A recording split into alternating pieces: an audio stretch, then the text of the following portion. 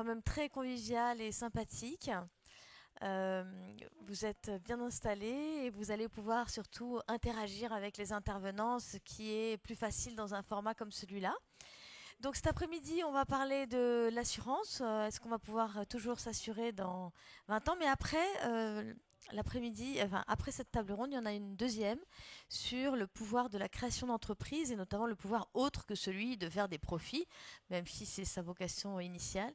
Donc le pouvoir d'agir sur l'environnement, sur la société, etc. Donc je vous invite avec des speakers aussi formidables que ceux que nous allons inviter à nous rejoindre tout à l'heure. Alors là maintenant, je laisse Charles, qui est Charles Znati, le président du MEDEF Paris, introduire notre prochaine table ronde sur la question de l'assurance.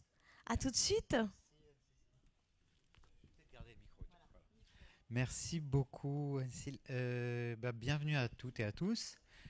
Pour ceux qui n'ont pas vécu les talks précédents, bienvenue dans cet espace talk qui est une des nouveautés de la REF qui évolue chaque année. Donc voilà, c'est un format qu'on inaugure avec vous. On est ravis de vous accueillir. Comme l'a dit Anne-Cécile, c'est l'occasion d'avoir un échange très interactif, très libre entre les différents intervenants et puis toutes les personnes qui sont présentes dans la salle et qui sont intéressées. Le sujet tel qu'il est formulé, c'est est-ce que nous pourrons encore nous assurer dans 20 ans? En ce qui me concerne, je l'espère. Donc, mais on va savoir ça. Donc, merci à nos intervenants qui nous font l'honneur de venir participer à cette rencontre. Je vais laisser à Cécile le soin de vous présenter.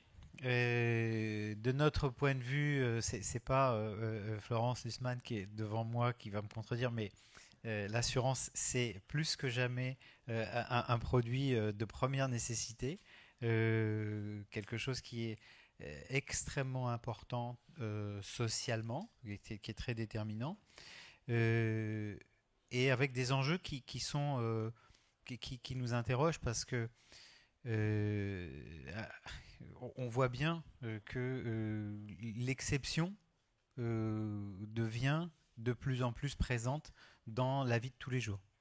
Et en fait, il suffit d'allumer sa télé ou un écran quel qu'il soit pour se rendre compte que finalement il se produit sans arrêt des choses qu'on n'imaginait pas, qu'on pensait impensables. Donc voilà, donc comment continuer à assurer le risque dans une société où le risque semble devenir de plus en plus prégnant, de plus en plus incontrôlable. Donc voilà, donc je laisse la parole à Anne-Cécile et puis à nos intervenants et je vous remercie de votre participation à ce talk. Merci Charles, merci beaucoup. Alors, donc Charles me laisse le soin d'inviter nos intervenants à nous rejoindre. Je vais vous appeler l'un après l'autre. Il est directeur général de AEMA Group, qui regroupe Massif, Aesio Mutuel, Abeille Assurance et Ophi Invest. Je suis heureuse d'accueillir Adrien Couret.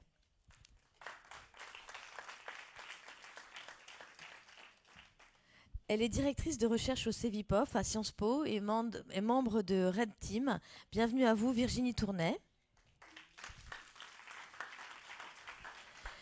Il est le vice-président de l'AMRAE, directeur des risques et des assurances de Sonépar. Venez nous rejoindre, François Baume. Donc merci d'être avec nous aujourd'hui.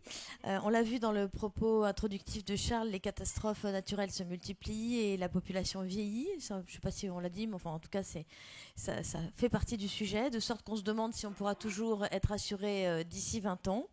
Alors pour démarrer ce talk, je vais donner la parole à Virginie Tournay. Virginie a élaboré pour nous un scénario dans le but de nous transporter par la pensée jusqu'en 2045 dans le monde de l'assurance. Un futur, vous allez le voir, un peu dystopique, mais je ne vous en dis pas plus. En attendant, j'aimerais vous présenter Virginie. Vous êtes donc chercheuse et aussi autrice de science-fiction. Et c'est pourquoi vous avez été recruté par l'initiative Red Team Défense, lancée en 2019 par l'agence Innovation Défense. Alors avant de partager votre scénario et de me rejoindre, je vais vous laisser la place. Est-ce que vous pouvez nous redire en quelques mots ce que c'est que Red Team ? Oui, bonjour à tous. Alors, l'initiative Red Team Défense, c'est une expérimentation collective qui a été initiée par l'Agence Innovation Défense du ministère des Armées. Donc, concrètement, ça consiste à mettre autour de la table des dessinateurs, des designers, des auteurs de science-fiction, en lien avec des experts militaires, dans l'idée, en fait, d'imaginer ce que pourraient être les futurs de la conflictualité, de la guerre, sur un horizon 2030-2060. Alors, on ne produit pas des scénarios probables en termes de prospective scientifique, mais des scénarios plausibles, dans l'idée d'avoir un regard un peu plus large sur ce domaine de l'incertitude. Très bien, alors je vous laisse enchaîner. Vous avez écrit pour nous un scénario. Alors, je vais partager avec vous la lettre d'un citoyen adressée le 6 juin 2045 à la direction de son assurance mutualiste. Monsieur le directeur général, je suis un fidèle client d'Albatros. Ma confiance vient du fait que vous êtes l'un des 3 opérateurs d'assurance majeurs qui dominent actuellement le marché français. Vous êtes réputé tant pour votre expertise dans la prévention et le suivi des sinistres que pour votre réactivité à proposer de nouvelles offres de couverture en réponse aux risques émergents. Cela fait maintenant plus de 25 ans qu'Albatros m'apporte une large protection contre les divers aléas de la vie. Néanmoins, j'ai pris la difficile décision de vous quitter pour la compagnie chinoise Longbao, plus connue en France sous le nom de Dragon Protecteur. Les augmentations graduelles des tarifs de couverture atteignent aujourd'hui près de 40% de mes revenus annuels. Je n'arrive donc plus à suivre. Vous avez été pourtant les premiers au niveau européen à souligner l'importance de la prévenance pour faire baisser nos cotisations. Vous avez incité vos clients à utiliser des matériaux intelligents pour préserver les habitations de la sécheresse et des inondations, toujours plus difficiles à contenir. Vous nous avez sensibilisés aux outils de pointe pour lutter efficacement contre la cyberpiraterie. Et c'est vrai qu'avec le recul, j'admets volontiers que même si mon investissement de départ dans ces technologies a eu un coût, il a été salutaire, puisque ma responsabilité civile n'a pas été engagée dans l'accident de la route causé par la cyberattaque de 2034 qui provoqua 280 morts sur le périphérique sud-parisien. Heureusement, le piratage de l'algorithme traitant les interactions véhicule-route a été détecté à temps par le système d'exploitation de mon véhicule intelligent, provoquant son immobilisation automatique sur la bande d'arrêt d'urgence, contrairement à d'autres qui ne sont malheureusement plus là pour en parler. En tant que citoyen, j'ai été bien protégé. Mais en tant qu'industriel du bâtiment, cela a provoqué chez moi un déclic. Comment rester insensible à la faillite des 2 entreprises spécialisées dans les infrastructures de transport routier qu'aucun groupe, qu'aucune assurance n'avait voulu ni n'avait su correctement couvrir face au risque de cybersabotage. Faute d'avoir mutualisé efficacement la gestion du risque systémique, l'État fut obligé d'attribuer ce marché du transport routier à une compagnie chinoise, seule candidate pour la relève. Cet événement, qui causa un traumatisme à l'échelle européenne, modifia fortement les attentes de vos assurés, qui depuis souhaitent des accompagnements très individualisés, quitte à communiquer à leurs assureurs des données de plus en plus personnelles. Et on le voit très bien avec la consommation énergétique. Une large partie de la population accepte la traçabilité en continu de sa consommation. L'idée est d'être assuré d'une redistribution équitable lors des perturbations de fourniture en électricité qui deviennent de plus en plus fréquentes. Mais c'est vrai que ce comportement collectif aurait été impensable il y a seulement une vingtaine d'années. Mais ce qui m'a décidé à me tourner vers Longbao, c'est sa capacité à prendre en charge l'aléa biologique et à accompagner au mieux le vieillissement des miens, de ma famille, grâce à sa fabuleuse trouvaille technologique. Un nanorobot intelligent, directement ingérable, qui traite en temps réel des milliers de paramètres biologiques, lesquels sont automatiquement recoupés avec mes antécédents médicaux et mes examens d'imagerie. Attirée par la curiosité de leurs spots publicitaires, j'ai donc avalé cette pilule gracieusement distribuée. À partir de ces données accumulées, l'assureur chinois m'a détecté un cancer du poumon à un stade très précoce. Bon, vous savez, je n'ai jamais été un accro de la télématique médicale. Mais cet essai est en train de me sauver la vie. Longbaho propose de déterminer ma cotisation en fonction de mes efforts alimentaires et de la régularité de mon activité sportive. Il m'offre des bons de réduction sur des compagnies aériennes et même des invitations à des spectacles. Évoquer ces aspects consuméristes peut paraître un peu trivial et incompatible avec l'idée de bien commun. J'en ai pleinement conscience. Mais est-il moralement si répréhensible que les personnes s'adonnant à des traitements éprouvants en termes de qualité de vie soient soutenues par de meilleures offres commerciales ? Recevoir une paire de baskets sponsorisées comme encouragement à suivre un régime est une très bonne chose pour le patient. En ce qui me concerne, c'est une culture du développement personnel qui relève du bien commun. Je vous remercie de votre compréhension. Merci infiniment, Virginie. Alors, je vous redonne votre place. On re-switch. Merci beaucoup. Alors, je voudrais faire réagir les assureurs. Enfin, les assureurs, non. D'abord, l'assureur de la table ronde et puis ensuite le spécialiste des risques. Alors, Adrien Couret, que vous évoque cette fiction de Virginie Tournay? D'abord, bonjour à tous. Et je voulais vous remercier pour ce petit morceau de bravoure qui consiste à vous intéresser à 14h30 à l'assurance. Vous allez voir, c'est une matière qui est passionnante. Alors, si on était en 2034... Et je suis sûr que si j'étais encore en poste, je prendrais ma plus belle plume pour répondre à ce sociétaire. Mais au-delà de ça, ce qui est intéressant dans la logique de scénario et de science-fiction, c'est qu'est-ce que ça nous dit de la situation d'aujourd'hui. Et je trouve que dans votre scénario qui est remarquable, on sent bien quelques tensions que l'on vit aujourd'hui dans notre secteur et qui annoncent probablement des changements importants à venir, ou en tout cas qui font qu'on se pose la question aujourd'hui, pourra-t-on s'assurer dans 20 ans? Le premier, c'est l'élévation des risques vraiment systémiques, c'est-à-dire des risques qui ont une ampleur extrêmement significative, risques climatiques, vieillissement de la population, on peut penser évidemment au Covid qu'on a connu il y a quelques années, interdépendance entre les risques. Le changement climatique, on pense assez naturellement à des catastrophes naturelles, mais ce sont des effets importants sur la santé. Et puis des effets pas toujours anticipés. Tout le monde, quand on parle du Covid-19 et d'une pandémie, tout le monde s'attendait à un grand risque sur la santé. Le gros sujet, le sujet le plus important, ça a été sur l'interruption de l'activité. Donc un sujet très, très différent. Donc premier élément, l'élévation de ce niveau de risque systémique extrêmement important. Deuxième sujet, c'est face à cette réponse systémique, la nécessité dans votre scénario de mobiliser différentes responsabilités. Le risque, ce n'est pas que le sujet de l'assureur, il est très important, mais on voit que c'est d'abord la question de la personne qui est assurée, que ce soit un particulier ou une entreprise. Dans notre industrie, ça va être aussi des réassureurs, ça va être des pouvoirs publics, les sujets technologiques qui sont engagés, qui peuvent également rentrer là-dedans. Donc ça, c'est vraiment un élément qui est extrêmement important. Et puis la question un peu sous-jacente, elle est entre l'individualisation du risque. Je suis contente qu'on me donne une petite récompense d'assureur sur mon tarif d'assurance parce que je rentre dans un programme de prévention.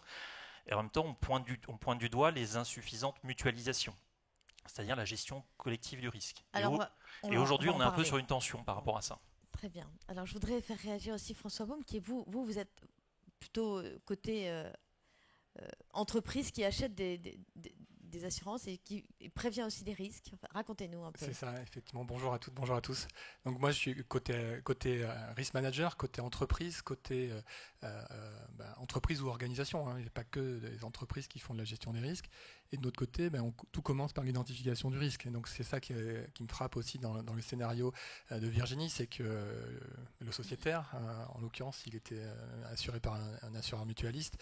Il a fait de la prévention, il a intégré, bien malgré lui, il le mentionne, mais finalement il s'en est pas senti plus mal des principes de prévention. Donc il a fait une démarche d'identification, d'évaluation et de traitement de ces risques pour améliorer sa situation en prenant un certain nombre d'actions qui vont d'abord lui apporter un bénéfice à lui, mais aussi rendre plus pérenne l'opération d'assurance. Et effectivement, là, je vous rejoins, Adrien, tout commence par cette activité de prévention et de gestion des risques qui rend l'individu, l'entreprise, la société de manière plus large résiliente instantanément, mais aussi sur le long terme, parce que dans sa lettre, il mentionne 2034, 2045.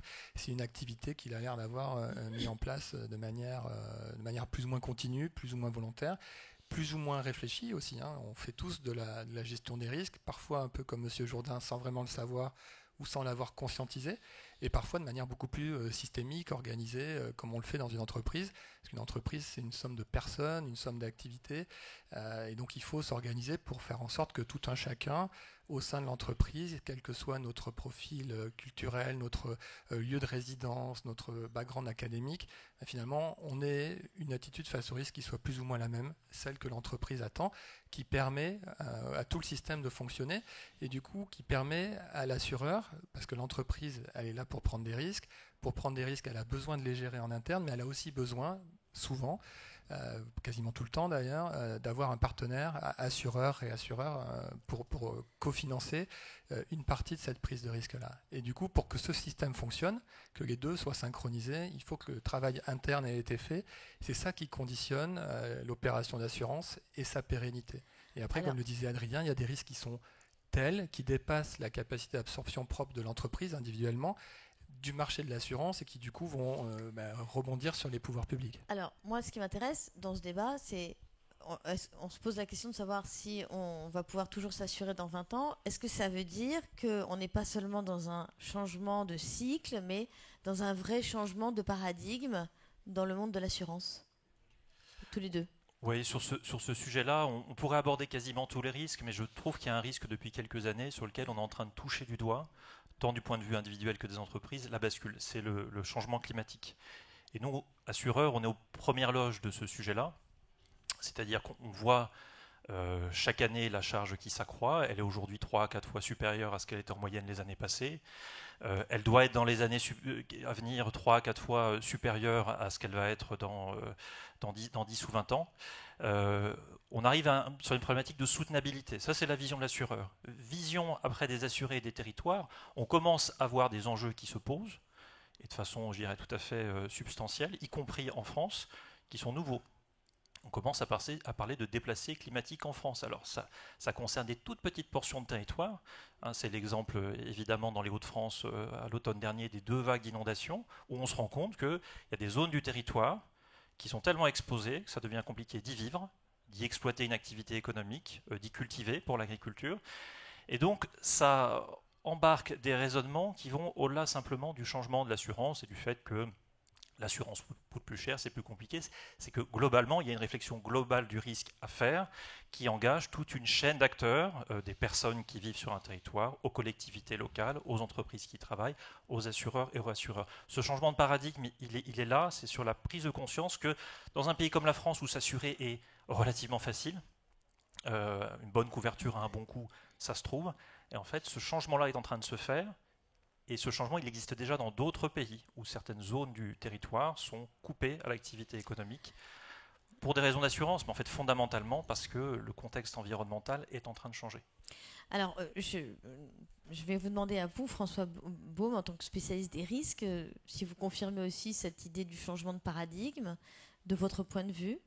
Et ensuite, on verra comment on va pouvoir faire pour essayer de quand même trouver des solutions à cette situation qui est un peu anxiogène.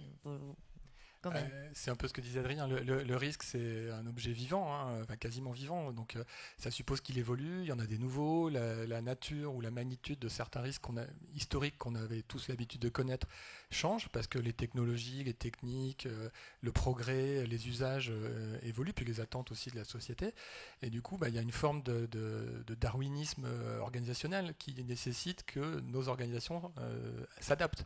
Donc pour s'adapter, il faut avoir identifié quelle est la variation, et sur la base de cette variation, prendre des mesures qui sont de nature à ramener le risque à un niveau plus soutenable, que ce soit en termes de fréquence, d'intensité ou de caractère systémique. Donc ça, c'est pas vraiment nouveau, ça existait avant, ça existait depuis que l'aléa existe, donc depuis la nuit des temps. Et l'assurance existe depuis plus récemment que l'aléa n'existe d'ailleurs. Ça, c'est pas le débat d'aujourd'hui. Et du coup, ce qui est nouveau finalement, peut-être, c'est la vitesse d'accélération. Parce qu'Adrien parlait du climat, mais il y a aussi les risques cyber, tout ce qui est digital, ça va très vite. C'est par nature de construction systémique. Il y a aussi des mécanismes d'inflation sociale. Il y a pléthore de mécanismes finalement qui viennent ajouter des nouveaux risques, qui viennent se percuter et qui ont, pour certains d'entre eux, la capacité à se réaliser de manière simultanée un peu partout dans le monde. Et quand on est une entreprise à présence dans plusieurs pays, quand on est un assureur qui assure cette entreprise dans plusieurs pays, on n'est pas à l'abri que tout ça arrive au même moment. Et donc là, il faut arriver à modéliser tout ça. Et pour modéliser ces nouveaux risques ou ces nouveaux comportements de risque, finalement, les modèles du passé, aujourd'hui, commencent à être un peu insuffisants ou dépassés, qui doivent être complétés, réinventés, et intégrer plus, finalement, les mécanismes internes des entreprises d'identification, de prévention et de gestion du risque au global, avec l'objectif de renforcer la résilience. Cette prise en compte de la résilience doit être mieux intégrée dans les modèles. Adrien Couret, le secteur de l'assurance quand même est un secteur qui est assez riche, enfin, il me semblait, enfin, je croyais. Il n'y a pas les ressources nécessaires pour assumer votre rôle ? Je pense qu'il faut bien avoir quelques repères en tête. Et pour vous donner un chiffre un peu marquant, finalement, le quoi qu'il en coûte qui a accompagné le Covid, qu'on pourrait considérer comme une sorte de super assurance qui a été apportée par l'État, c'est à peu près 200 milliards d'euros. 200 milliards d'euros, c'est les fonds propres du secteur de l'assurance privée en France.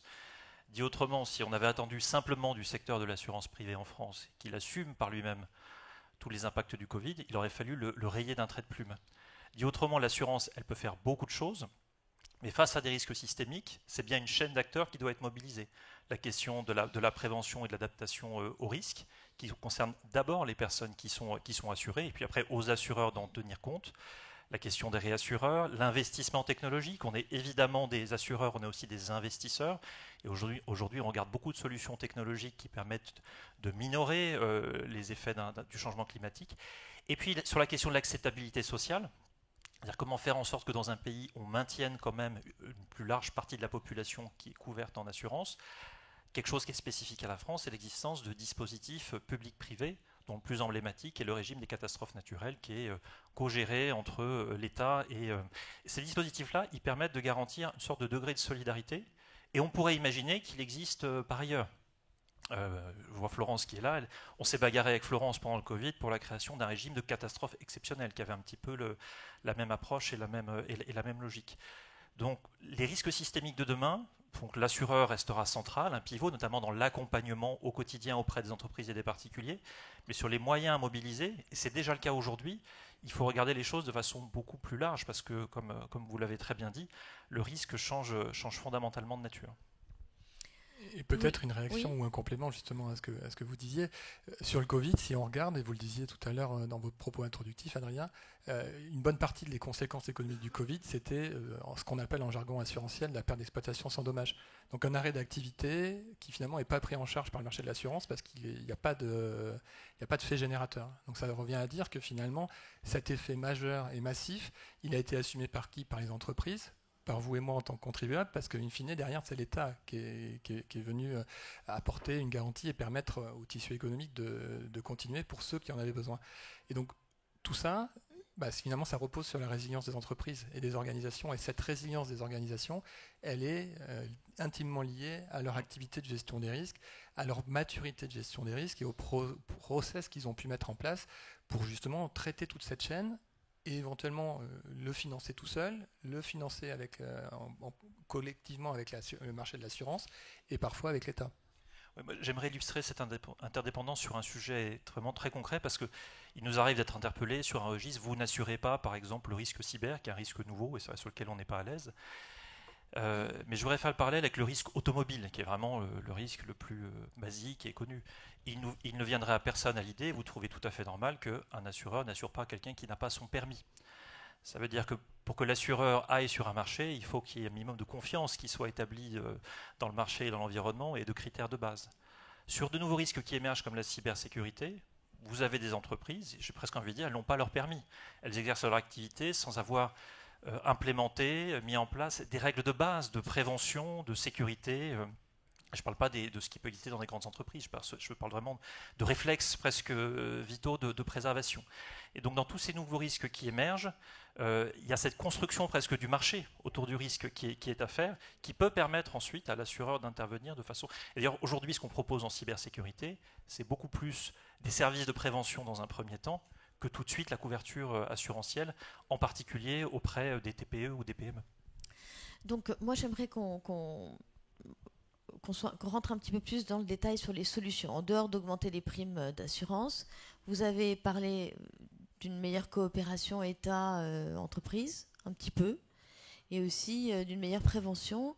Est-ce que vous pourriez aller un petit peu plus loin dans les solutions que vous envisagez en tant qu'assureur là-dessus? Parce qu'on est là pour savoir si dans 20 ans, on pourra assurer nos boîtes et on pourra s'assurer personnellement également. Oui, il y a globalement 2 ou 3 grandes orientations. Il y a évidemment la question de la prévention qui est clé, mais qui n'est pas en premier lieu le sujet de l'assureur. L'assureur, il accompagne. Mais j'espère qu'en tant que chef d'entreprise, déjà aujourd'hui, vous regardez quel est l'impact de l'environnement, de risque sur votre entreprise. Si ce n'est pas votre assureur qui s'en préoccupe, un jour, ça sera votre banquier qui analyse votre note de crédit ou ces éléments-là. Donc, accompagner, analyser les données. On est en train de travailler également au niveau de la profession pour qu'il y ait une cartographie un peu homogène de l'exposition au risque sur les territoires. On accompagne également entreprise par entreprise des dispositifs qui permettent de minimiser l'impact d'une catastrophe naturelle sur un site. Il y a de plus en plus de technologies qui émergent, qui par exemple créent des sortes de bulles de sécurité autour d'un site ou autour d'une maison en cas d'inondation. Donc on accompagne ces solutions-là. Donc la dimension de prévention, elle est absolument clé. Elle peut aussi revenir à dire qu'il y a des territoires où il faut réfléchir à déplacer des infrastructures. Dans notre métier de gestion d'actifs, on analyse des boîtes en disant celles-là, on ne veut pas y aller parce qu'on pense que demain, elles auront des actifs échoués. Sur l'indemnisation, il faudra des augmentations tarifaires, mais parce que de plus en plus, l'assurance va être un investissement plutôt qu'une source de charge de frais généraux telle qu'elle est perçue aujourd'hui. Donc la dimension de prévention, elle est clé. Après, la dimension pouvoir public, partage du risque, c'est la question de l'acceptabilité sociale. Et là encore, on a la chance en France d'avoir des dispositifs qui permettent de garantir des filets de sécurité. On a mis 10 ans, avec beaucoup de lobbying de la profession, pour obtenir une augmentation de ces ressources-là. Moi, je pense que demain, il va falloir continuer à sensibiliser nos gouvernants par rapport à ces éléments-là. C'est presque un élément qui va devenir régalien, en réalité, pour les pouvoirs publics. C'est créer les conditions de sécurité, là pour le coup climatique, qui permettent le développement économique et dont tout le monde pourra bénéficier. Alors, je voudrais me tourner vers vous, Virginie, parce que Virginie Tourné, en tant que chercheuse, vous avez aussi beaucoup travaillé sur la confiance sociale. Que vous inspirent les propos que vous venez d'entendre là? C'est vrai qu'en vous écoutant, mon sentiment est que vous êtes... Est-ce qu'on l'entend bien? Est-ce que vous m'entendez? Oui, voilà. Alors, mon sentiment, c'est que vous êtes finalement confronté à un double défi. Vous devez, ça a été dit à plusieurs reprises, vous devez couvrir des risques qui deviennent de plus en plus systémiques.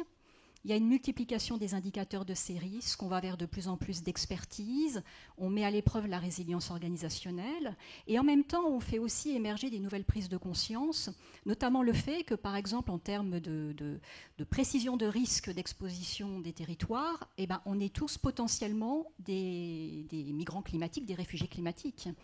Donc, ce premier défi, il se double d'un second qui est que finalement, vous devez contribuer à créer un sentiment collectif de sécurité. Donc, on est dans quelque chose qui est assez paradoxal, c'est que d'un côté, on a une évaluation des risques qui est de plus en plus précise, et de l'autre, on a une prise de conscience que finalement, on est tous potentiellement des usagers qui vont subir des dommages. Et cette tension-là, je la trouve assez intéressante parce que je pense qu'à l'époque actuelle, elle est plus particulièrement marquée. Et l'autre point, c'est que pour garantir ce sentiment collectif de sécurité, bon, ça veut dire assurer la confiance sociale. Mais la confiance, c'est quoi ? Et c'est vrai que c'est un terme qui est extrêmement polysémique, qui est très difficile. Je pense que c'est la langue anglaise qui le décrit le mieux, c'est-à-dire qu'il faut à la fois assurer une forme de confidence, c'est-à-dire la fiabilité des services et des produits, une accountability, c'est-à-dire que l'assureur doit être en mesure de pouvoir rendre des comptes aux assurés quand tout va bien et aussi quand tout va mal. Et puis, une autre dimension qui est souvent sous-estimée, c'est la dimension de trust, de confiance interpersonnelle. Le fait que finalement, on va rester avec cet assureur, et c'était aussi un peu ce que j'ai essayé de traduire en filigrane dans cette lettre, c'est qu'il a quand même du mal à quitter son assureur parce que il se sentait proche de lui, il y avait une espèce de fidélité. Et ces trois dimensions, en fait, doivent en quelque sorte être tenues par l'assurance. Et ça, c'est quelque chose que je trouve qui est un défi qui est particulièrement difficile. Et puis, l'autre point, c'est qu'on voit de plus en plus que les attentes des gouvernés vis-à-vis des gouvernants est de plus en plus forte. Dans le domaine de la santé, par exemple, je pense qu'on est beaucoup à avoir oublié l'épidémie de 68 de grippe A, qui a fait le tour du monde, qui a tué 1 million de personnes et qui n'a provoqué absolument aucune alerte sanitaire gouvernementale. Aujourd'hui, ça serait impossible. Et la sensibilité à la mort, la sensibilité à l'aléa biologique est beaucoup plus forte. Et au CEVIPOF, on a montré dans un récent sondage que autant dans les générations après 45-50 ans, la question de la gestion de la santé est considérée comme étant du domaine de la responsabilité individuelle et personnelle, tandis que pour les générations nées dans les années 80, génération Y, il y a ce sentiment que ce sont les pouvoirs publics, les acteurs privés, qui doivent prendre en charge l'aléa biologique. Et donc il y a une espèce d'inversion de charge de la preuve qui fait que finalement l'accountability, les attentes des assurés vont par définition devenir de plus en plus fortes, même si objectivement, on a quand même une meilleure qualité de vie, on vit globalement très bien. Donc il y a cette espèce de tension entre la montée en puissance de risques systémiques, réels, climatiques, environnementaux, les pathologies du vieillissement, et en même temps un abaissement du seuil de la sensibilité au risque par les citoyens. Et donc, voilà, difficile. Merci, c'est très intéressant. François Beaune, l'anticipation et la gestion des risques, c'est votre sujet quand même. Comment être meilleur collectivement ? Alors du coup, on revient à la question de confiance qu'évoquait Virginie. Et être meilleur collectivement, finalement, c'est progresser sur cette capacité individuelle et collective à gérer des risques. Et donc c'est aussi pour ça que nous l'AMREI, l'Association pour le management des risques et l'assurance dans l'entreprise, l'Association des professionnels du risque, on a mis à disposition en fait de tout un chacun des outils informatiques qui permettent à une entreprise, à une collectivité locale, de faire sa propre cartographie des risques, avec l'aide du MEDEF, justement. Dans les territoires que vous évoquiez, Adrien, il y a des correspondants des MEDEF territoriaux qui ont été formés à cette méthodologie et qui gratuitement peuvent vous aider à mener à bien cette identification, cette évaluation, cette hiérarchisation des risques, pour mettre en exergue les zones sur lesquelles il est urgent et intéressant d'agir pour renforcer votre résilience, réduire ces risques et finalement approcher ensuite le marché, définir vos besoins d'assurance et approcher le marché de manière beaucoup plus pérenne et facile. Donc ça, c'est la première action. Et la deuxième action, pour des entreprises finalement de toute taille, mais aujourd'hui un peu plus grosses, il y a un sujet aussi d'auto-assurance, d'être capable de financer soi-même une partie des risques que le marché ne voudra pas prendre. Et ça se fait notamment par le biais, pour les grandes entreprises, de captifs. Donc c'est une société d'assurance ou de réassurance, mais qui est une filiale d'un groupe qui n'est pas un assureur. Et cette captive va contribuer finalement à structurer le plan de financement du groupe et repositionner l'assureur, les assureurs, le marché de manière beaucoup plus efficace dans le transfert de risque. Ça, c'est plutôt pour des entreprises de taille moyenne à grande, mais il y a aussi d'autres dispositifs d'auto-assurance qui pourraient utilement être mis en œuvre pour finalement que n'importe quelle entreprise puisse structurer pour partie son auto-assurance en complément du marché pour les zones sur lesquelles le marché ne répond pas forcément à la perte d'exploitation sans dommage ou d'autres risques. Et de ce fait-là, on recrée une synchronicité entre les actions de l'entreprise, les résultats de prévention qui vont être bénéfiques à l'entreprise d'abord, au marché de l'assurance, et puis finalement au pouvoir public et à nous en tant que citoyens. Donc on recrée un climat de confiance, une bulle de confiance, et on permet à ce système d'être efficace à plein et de partager de l'information pour être pérenne dans le temps. Adrien Couret, comment reprendre la main en fait sur la prévention et puis être sur la réaction toujours en fait. Comment il y a sûrement des choses à faire. Enfin, vous y avez évidemment réfléchi en tant qu'assureur. Vous me disiez quand on a préparé, il y a encore des choses absurdes qui se produisent. Oui. Alors, qui pourraient être arrêtées, qui déjà nous feraient gagner. En fait, la prévention, c'est comme la notion de confiance. Elle se joue à plusieurs niveaux. Il y a un niveau, je dirais, micro, ce qui est celui de la relation entre un assuré et un assureur, qui est celui de son analyse de risque qu'on doit faire. Donc là, on a une forme de responsabilité face à soi-même. Par contre, je pense qu'il y a des sujets qui sont plus larges et plus globaux, où nous, notre rôle, ou un peu notre rôle, je ne vais pas dire qu'il s'arrête, mais notre capacité d'intervention devient plus limitée. En revanche, on a un rôle d'alerte. C'est typiquement quand on voit des implantations d'exploitation ou d'habitation qui se font dans des zones où potentiellement demain, ça ne va plus. Alors aujourd'hui, c'est quelque chose qui est peu vu, qui est peu développé. C'est à la fois une question de sécurité des personnes. Un jour, il y aura des mises en cause de responsabilité qui seront faites localement, comme on l'a eu par le passé sur d'autres sujets de responsabilité.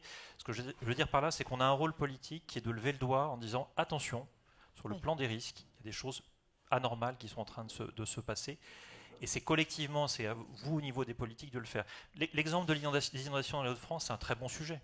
Les gens finissent par se poser des questions, de se dire mais comment ça se fait qu'on a été inondé 2 fois de suite? Comment ça se fait qu'on ait construit à cet endroit?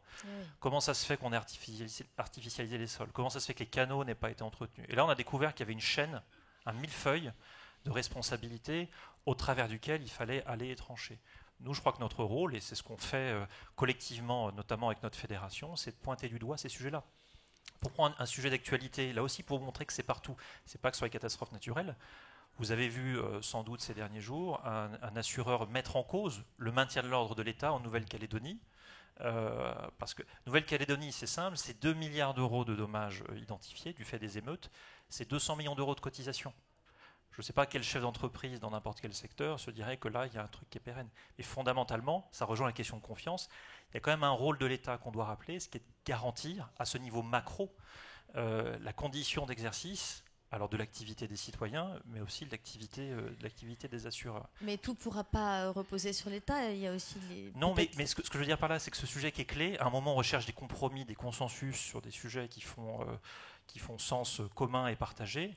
La question de comment j'habite demain sur un territoire, comment je travaille demain sur un territoire, comment j'exerce une activité économique sur un territoire, c'est un magnifique sujet et où la présence pour l'intérêt général de l'État est fondamentale. Si l'État n'est pas là, et si nous on ne l'appelle pas sur ces sujets-là, où va-t-il être? Et quel rôle, selon vous, pour l'innovation technologique?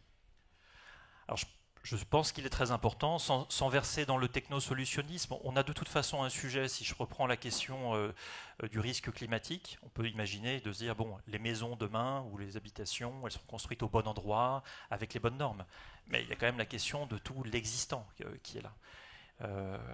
Et on voit émerger des secteurs d'activité qui sont extrêmement innovants. Je vais prendre un exemple, mais... le secteur du débosselage. Alors, ça peut paraître très basique. Ce qui se passe après une grêle, notamment quand toutes les voitures sont en difficulté. Eh bien, il y a des vraies entreprises technologiques qui se développent pour suivre les nuages de grêle et être là à l'instant T et agir de façon très rapide. Et ce sont des entreprises internationales qui partent d'Espagne pour finir jusqu'en Europe du Nord, pour intervenir à un instant T, agir extrêmement vite.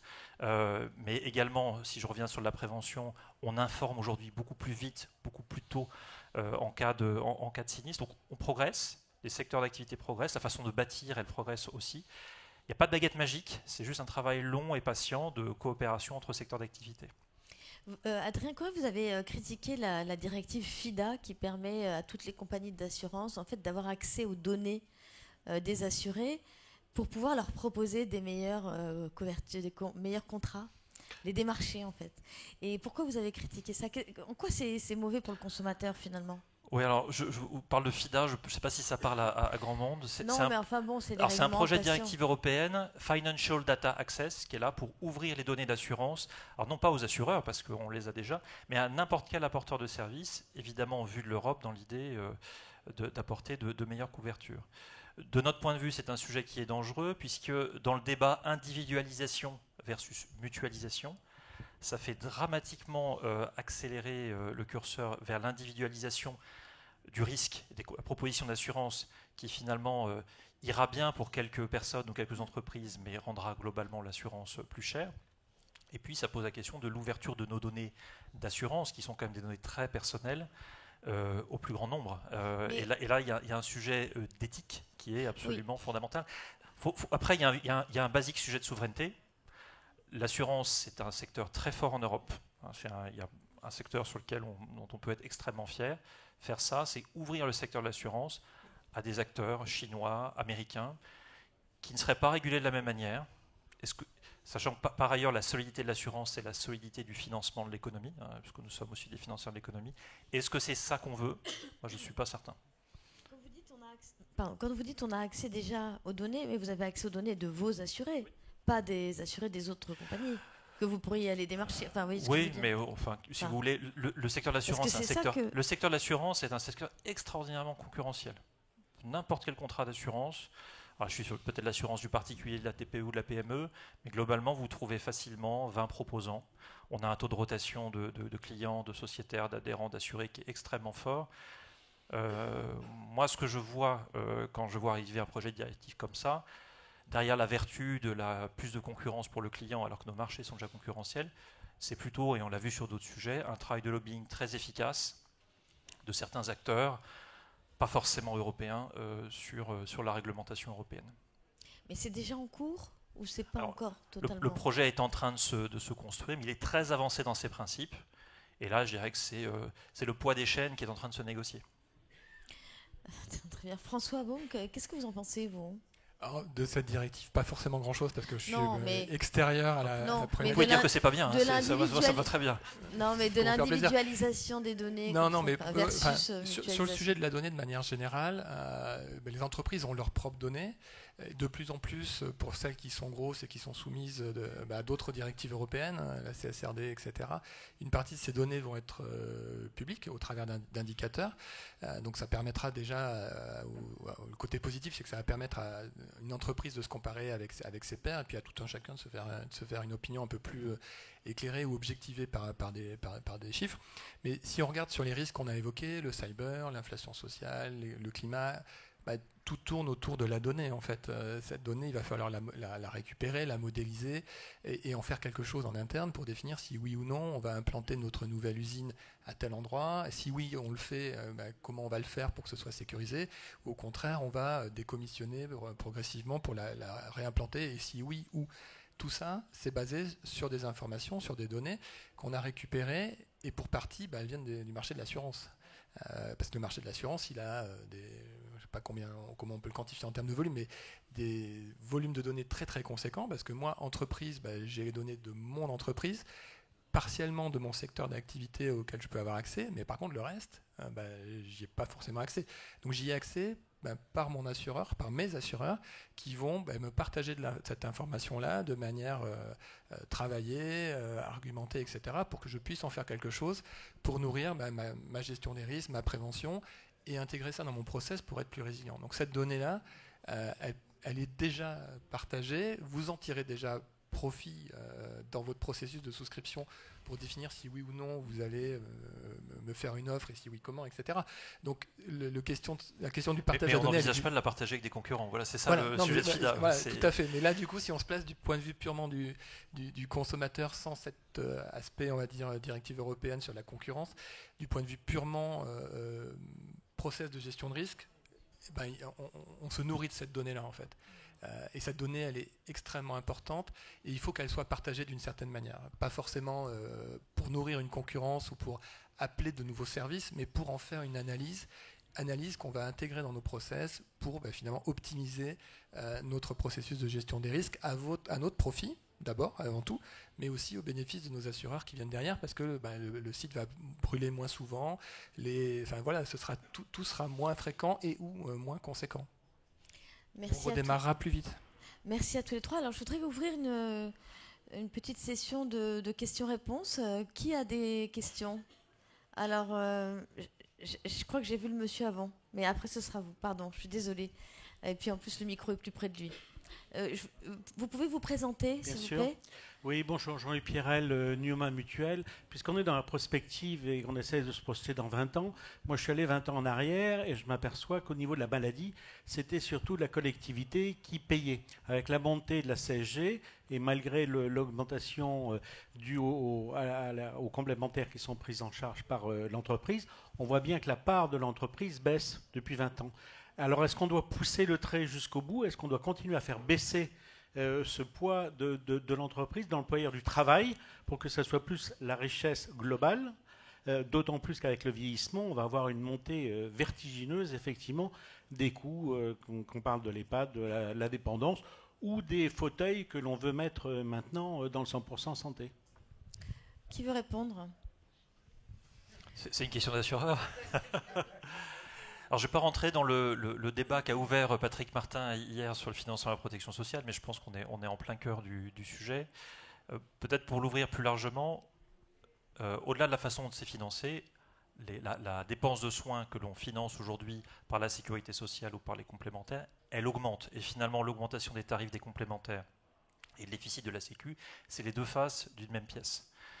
Avec aujourd'hui quelques effets pervers qu'on avait pu au niveau je ne sais pas s'il faut dire le précédent ou l'actuel gouvernement, on va dire le gouvernement démissionnaire, voilà, puisque c'est le terme consacré, ouvrir des portes qui n'avaient pas été ouvertes jusqu'à présent. C'est-à-dire qu'est-ce qui est du registre d'une sorte de solidarité nationale par le contrat d'assurance santé, c'est la question du contrat responsable, qui devait être un contrat sur les essentiels, qui est devenu un contrat universel, et donc ça pose les difficultés que vous évoquez.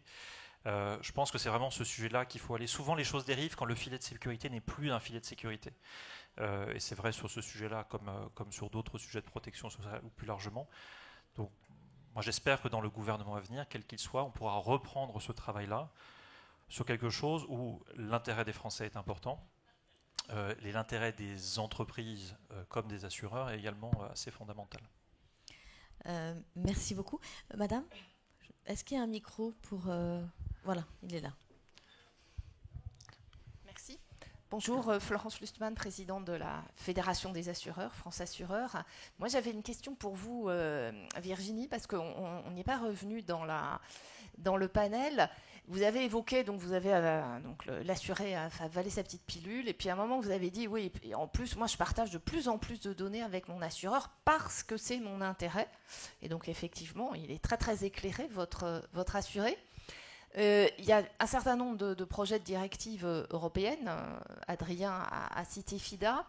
Et il y a une évolution que moi je trouve assez consternante, à la fois en Europe et en France, c'est de protéger les gens contre eux-mêmes. C'est-à-dire que si on pense à l'assurance santé, il y a 96% des Français qui sont couverts par une complémentaire santé. Nous, on a les moyens, ne serait-ce que parce qu'on sait échanger avec nos assurés tous les jours, si on le veut, de faire donc de la prévention active et personnalisée. Donc la vraie prévention, celle qui est aujourd'hui reconnue comme efficace. Et ce qui nous en empêche, en fait, c'est l'accès aux données.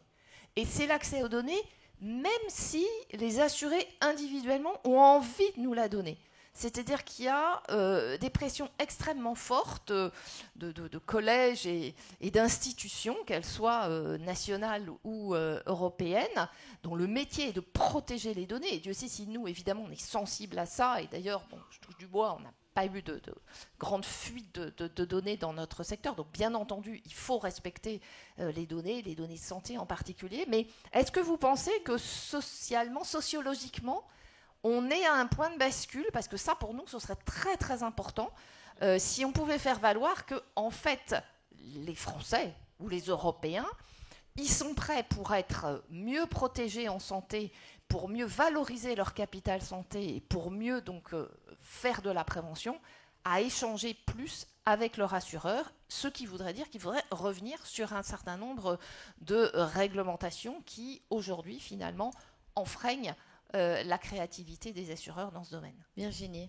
Alors c'est une question très riche. Je ne sais pas si je pourrais vraiment y répondre de façon exhaustive, mais il y a effectivement une tension très forte du fait qu'il y a un arbitrage entre l'idée de sécurité collective et puis effectivement le périmètre de ce qui relève de la vie privée.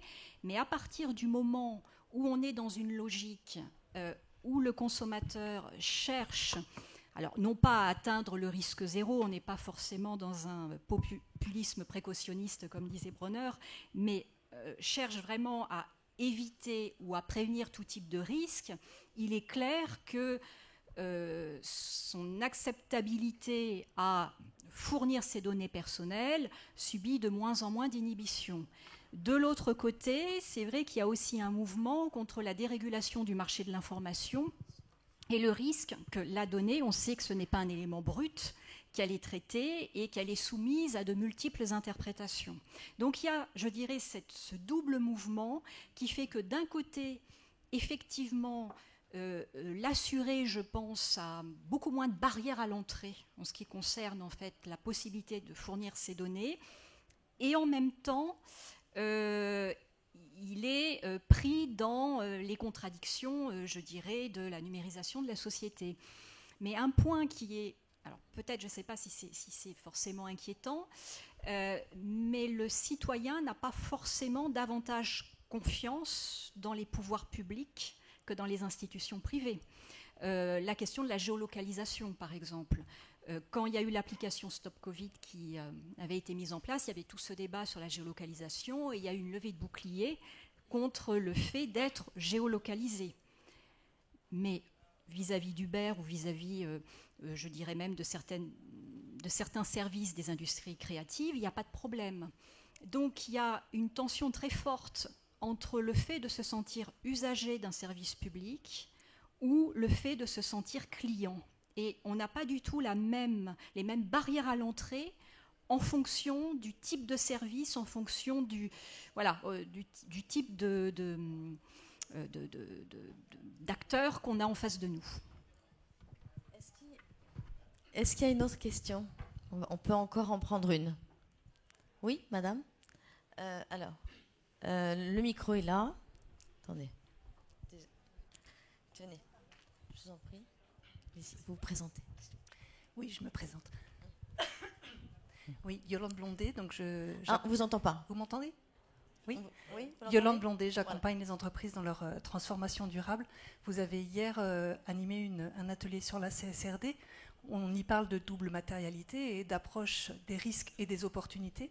Je souhaiterais savoir comment la MRAE s'approprie cette notion en complément de l'outil fait par le MEDEF et la MRAE que vous avez cité et que je voudrais inviter à aller regarder tout membre du MEDEF, que ce soit TPE ou PME, c'est très bien fait et tellement accessible. Et qui, pour moi, est la première marche à la double matérialité de la CSRD. Donc ma question, c'est comment est-ce que vous l'appropriez et comment vous le mettez en dynamique ? Et effectivement, merci pour ce retour d'expérience. Et la question est plus que pertinente. Donc, l'outil auquel Madame fait référence, c'est celui que j'ai évoqué tout à l'heure. C'est un outil qui permet de faire sa cartographie des risques, mais dans un sens de matérialité simple. C'est-à-dire, moi, entreprise, j'évalue mes risques, uniquement au sens négatif du terme d'ailleurs, pas opportunité, et je regarde ce que ça peut donner comme impact sur moi et sur mon environnement proche. La double matérialité, c'est un petit peu différent. C'est beaucoup poussé effectivement par la CSRD. C'est un concept qui existait avant, mais qui a été vraiment documenté, défini par la CSRD, et CSRD, la directive sur le reporting social et environnemental européen, qui s'applique à un certain nombre d'entreprises en fonction de critères de taille, etc., avec une mise en œuvre progressive. Et du coup, aujourd'hui, l'outil de la MRAE, il ne répond pas à cette notion de double matérialité.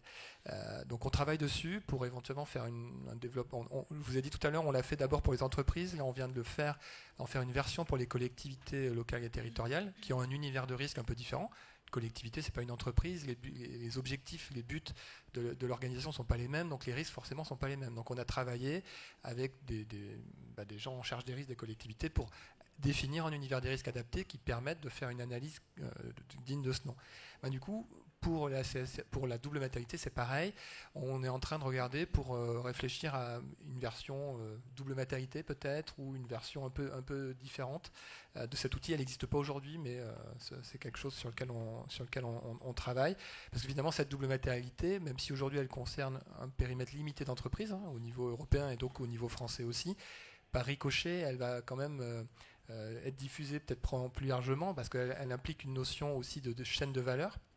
Donc vous devez, quand vous êtes soumis à la CSRD, analyser les risques et les opportunités pour vous, pour les parties prenantes externes, tout au long de votre chaîne de valeur. Donc votre chaîne de valeur, c'est vos approvisionnements, vos partenaires financiers, clients, vos actionnaires, les gens qui sont autour, etc.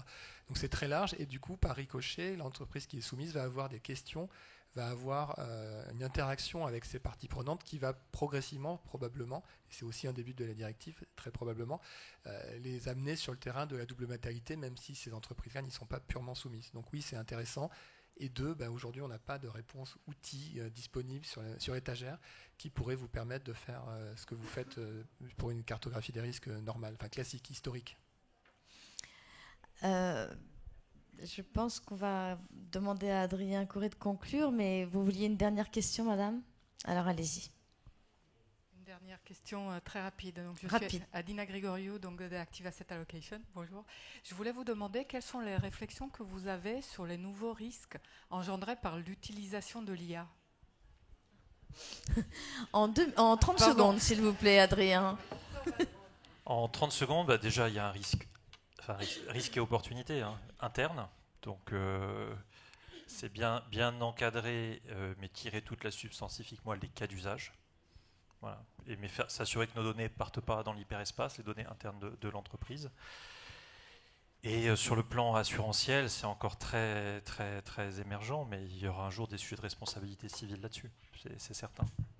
Mais là, on est vraiment dans une phase où on regarde déjà le sujet pour nous-mêmes. Donc évidemment, on a des cas d'usage, on a besoin d'automatiser, on a besoin de sécuriser sur une technologie qui n'arrête pas de bouger en termes de voilà. Donc elle est aussi pas totalement stable et stabilisée, mais ça fait partie du futur, bien évidemment. Merci à tous les trois. Adrien Corré, un mot pour conclure? Pourra-t-on s'assurer dans 20 ans? Oui, bien sûr, si on s'intéresse à son risque et pas tout seul. Voilà. Très bien. Merci. Merci beaucoup à tous les trois. Alors, on va... Voilà. Le temps est très compté, donc on va enchaîner sur la prochaine table ronde sur le pouvoir de la création d'entreprise. Ah oui, je crois qu'il faut qu'on prenne des photos. Alors, on va prendre des photos.